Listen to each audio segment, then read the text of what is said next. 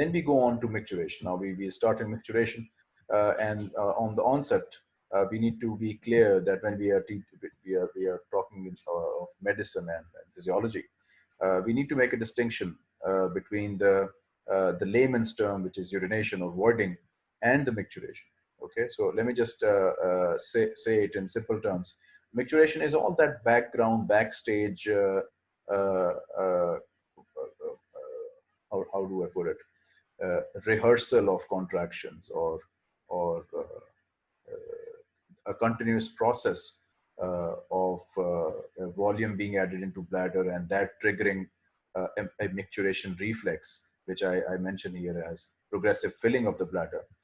So as you add urine, as you add volume to the bladder, the wall gets stretched and it wants to now contract. And these are called micturition reflex contractions. And as you add more volume, the amplitude of these contractions increase, and the bladder, in simple words, wants to now get rid of this urine. It wants to. Not all wants come to fruition, right? So it just wants to do that at higher volumes. Obviously, this want will increase, which will duly be messaged to the higher areas as that feeling of wanting to go to the loo and void and get this urine out that we get when the bladder is now relatively full. However, urination will not happen. Micturition, you can't control. It's something that is inbuilt in the wall of the bladder, the detrusor. We'll talk about this. How is it a hardwired spinal reflex? And it just happens. You fill the bladder, it will give you micturition reflex. However, urination is that physical sequence of events which leads to voiding, which leads to passage of urine through the urethra and out of the body. So micturition is that backstage stuff which is giving you a signal that it's time, and it wants to empty the bladder with its contractions. However, urination is that physical act. So if you have guessed that it has to do with the external sphincter, the skeletal muscle sphincter relaxing, then you're right. It's that relaxation which is under conscious control, which is under your control, that causes urination or voiding. Okay, so this is an important distinction to make. The rest, I think, we have pointed out. Now, let's go into the nitty-gritty of the micturition reflex. It is an autonomic based spinal reflex, as we mentioned. The unique part is it is affected by higher centers. It can be modulated, it can be enhanced or inhibited, as we will talk about in one or two slides further. Let me repeat that. It is an autonomic spinal cord reflex integrated at the sacral segment. So bladder and sacral segment are in sync. They are one unit as far as the micturition reflex is concerned, and it has a very high dependency on higher centers, which keep it numb, which keep it inhibited most of the time. We're talking about adults here, not children, not infants. In infants, it's just gravity. Urine collects, and gravity will just pull it down, and off you go. Simple life. In adults, however, social appropriateness obviously is the call of the day, and the ability to hold on to urine volumes is important for our daily functioning. So the micturition reflex is arrested in inhibition by these higher centers till it's socially appropriate to go and empty the bladder. So the automaticity along with the conscious control is an interesting combination, and it's a necessity for our routine activities. And the components, we will discuss it visually in the Systematogram later. But just to give you the components, that there are three components. So when volume is being added to the bladder, you have a progressive rapid increase of pressure. So when you have a micturition reflex triggered by the intravesical, vesicle is called, any hollow organ can be called a vesicle. So we are talking about the bladder. So when you are adding volume to the bladder, there is progressive increase in the volume, which will then at one point trigger the micturition reflex. And when it gets triggered, there is progressive and rapid increase of pressure inside the bladder. Then this pressure will be sustained for a short period of time, and then the pressure will be returned back to basal tone of the bladder. So this is a micturition reflex contraction. The pressure goes up, it stays there, and then it comes down back to baseline. Okay, it will be more clear when we talk about the systematogram. This reflex is self-regenerative. So once you trigger this reflex, uh, it doesn't need any external element now. It will just turn itself on and on and on and on, and it's just a cycle, progressive cycle that goes on. So bladder gets stretched by the accumulating volume of urine inside it. It causes a micturition contraction. Then again, the stretch is increased. Then again, you have a micturition contraction, and so on and so forth. This is what is meant by regenerative. It just that degree of stretch that keeps on regenerating the reflex. Okay, and it's incremental. So the previous, the preceding one contraction will be smaller. The proceeding one, the next one will be higher, and then the next one will be higher and higher. So you have an incremental pattern. Right. So this is a more user-friendly look at the micturition reflex. It's a simple diagram. It's nice. It gives you the two situations: bladder at rest when there is no micturition reflex going on. See how the bladder is relaxed. It's being filled. It's called the filling phase in this diagram. The internal sphincter is contracted so that urine doesn't come out into the urethra, which will obviously trigger micturition. And the skeletal muscle, the external sphincter is contracted tightly by motor neurons from the spinal cord.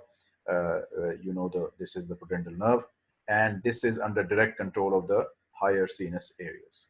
Okay, so this is what happens when you don't feel any urge to go. You're not voiding. Things are at peace, bladder wise. Okay, so then micturition is explained nicely in this diagram as well.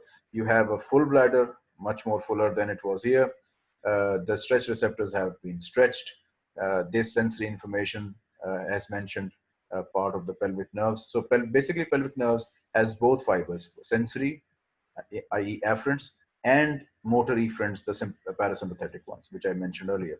So stretch receptor, when it's activated by the stretching of the bladder, it basically sends down afferent information down the sensory neuron in the pelvic nerve to the spinal cord, and where it has a synapse, interneuron synapse on the parasympathetic neuron, which is efferent in this case, which then goes back to the bladder. Now the stretch receptor is the receptor point. This is the afferent. This is the integration. This is the efferent.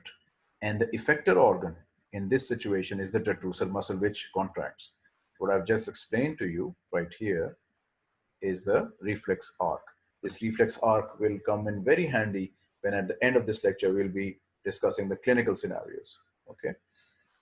Right, so you have understood what is the reflex arc of the micturition reflex. This is that reflex arc. All of the components of this arc need to be intact for it to work, okay? And finally, this whole thing, if it leads to inhibition of the external sphincter, then micturition will lead to voiding, okay? So we have completed this concept. Okay. Now this is the systematogram. So basically, first you need to understand what kind of a graph this is. This is a pressure volume graph. You would remember that you had a similar sort of concept in lungs when we were discussing compliance. Compliance is also a pressure volume graph. Then heart. So in heart, you also studied a pressure volume diagram to understand how during diastole pressure changes within the heart, and how the same happens during systole. So it's important to understand that hollow organs, they can be studied, and they are indeed studied in physiology using these graphs, the pressure and volume graphs, where we introduce a slight under experimental conditions. We have baseline values. Uh, uh, if you remember the compliance diagram, we deflated the entire lung, then we inflated it bit by bit by introducing air and plotting the corresponding pressure change, right? This is exactly the same. So you pass a urethra up, or you pass a catheter up the urethra, you empty the bladder, and then you introduce through the same device, you introduce incremental amounts, 50 ml each, of fluid inside the bladder, and then see the corresponding change in pressure. So if you observe, you will see that there are three components to this basal cystometrogram.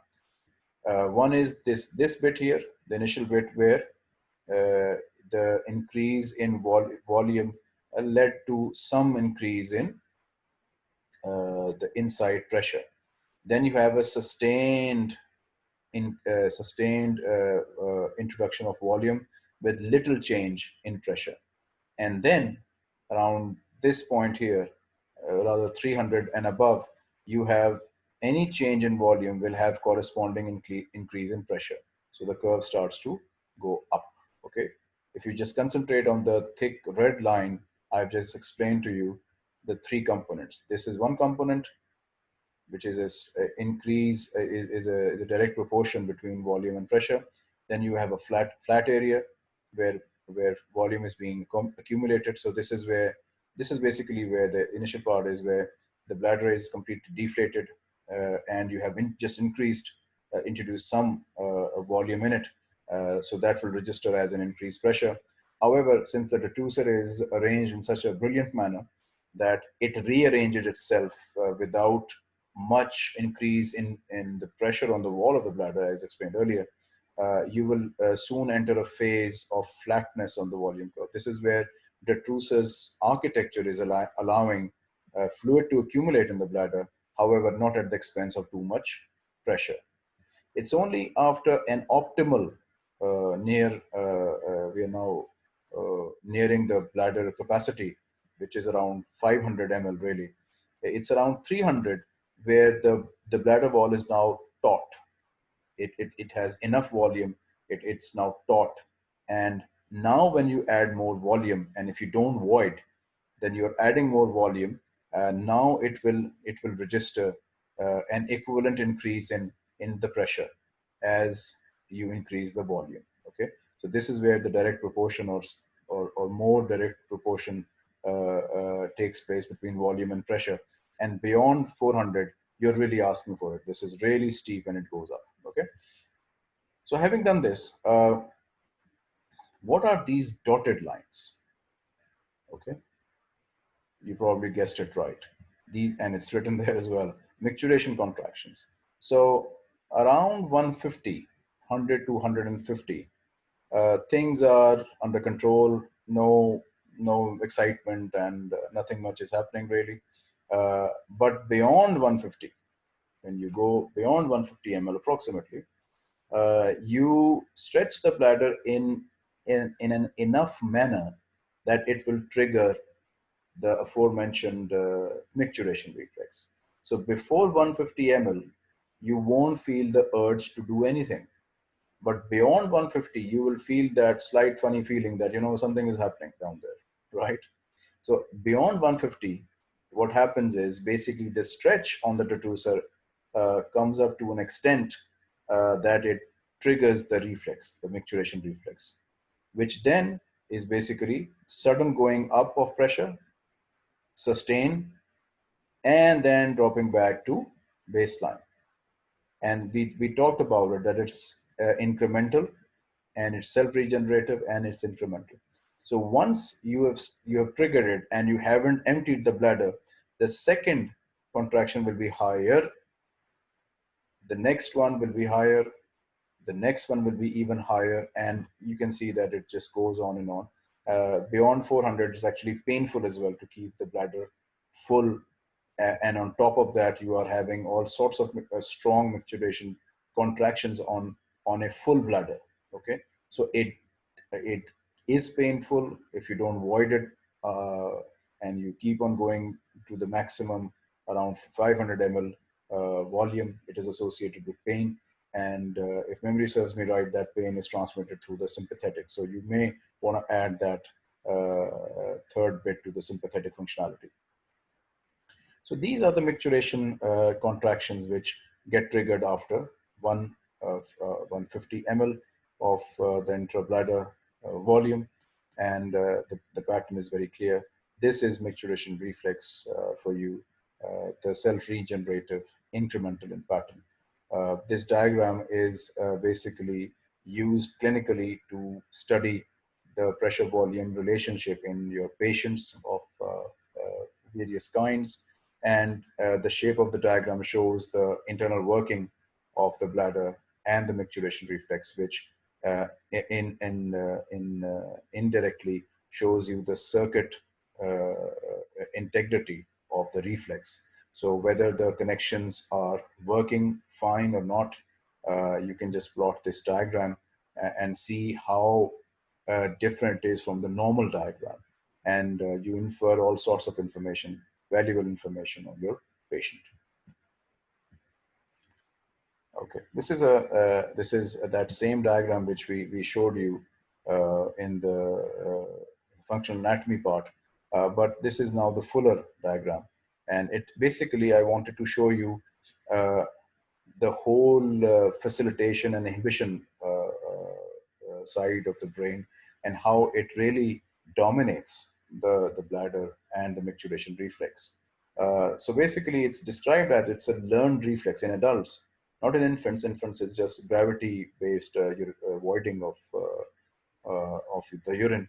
But as you develop, as you myelinate those nerves and you develop the micturition reflex and you develop the CNS, and then CNS is facilitatory or inhibitory signal coming down on the sacral segments, and hence its influence on the micturition reflex develops. You sort of then call it a learned reflex, in which the boy after 3-4 years, he or she now understands when to go to the loo, and when it's not appropriate. So holding on to holding on on urination at lower volumes of bladder is really something that you learn, and hence we say that's a learned reflex. How to use the higher centers to influence the emptying of the bladder. This is something that you learn along early life, and then later on as well. That's why we call it a learned reflex. And in most of the day, when you're out and about, it's the higher centers which keeps this micturition reflex inhibited. It's like in an arrested state, and it's let go only when you want it. Okay, or you're silly enough to keep uh, postponing the inevitable, and then it goes up to 400 and beyond, after which it will have, obviously, it will compel the person to visit the important area, as we say. Okay, so the urine storage, look at this. The urine storage, he has given two flow charts. One is this, correlated with this diagram. The urine storage is when the cortical inhibition means the inhibition exerted by the cerebral cortex and its associate areas in coordination with the pontine center, is basically stimulating the sympathetic neurons, which we mentioned that it's the sympathetics which are pro-filling. So they will relax the detrusor and allow it to fill. And at the same time, stimulation of the somatics, the pudendal nerve, to keep tight contraction of the external sphincter so nothing leaks out. Okay. There obviously is no mention of parasympathetics because this is a urine storage mode. Now switching to the bladder emptying mode. So cortical inhibition turns to facilitation. And it's all you. This is you. This is your consciousness. This is where you control everything. Okay. So now from inhibition, you switch to facilitation along with the pontine areas, which then inhibit the somatic neurons, which relaxes the external sphincter, stimulates the parasympathetic neurons. So powerful contraction of the detrusor, which basically are the micturition contractions under the parasympathetic control.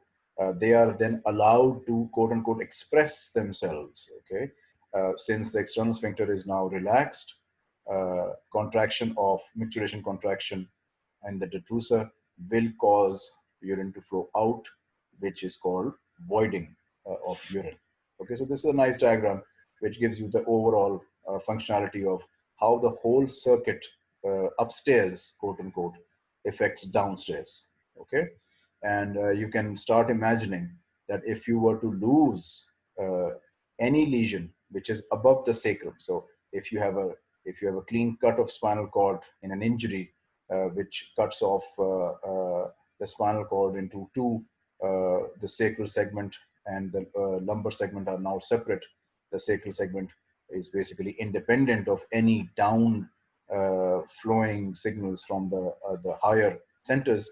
You can imagine that this independent unit now will function not normally. It will be a funny business going on, and we'll talk about that in a bit.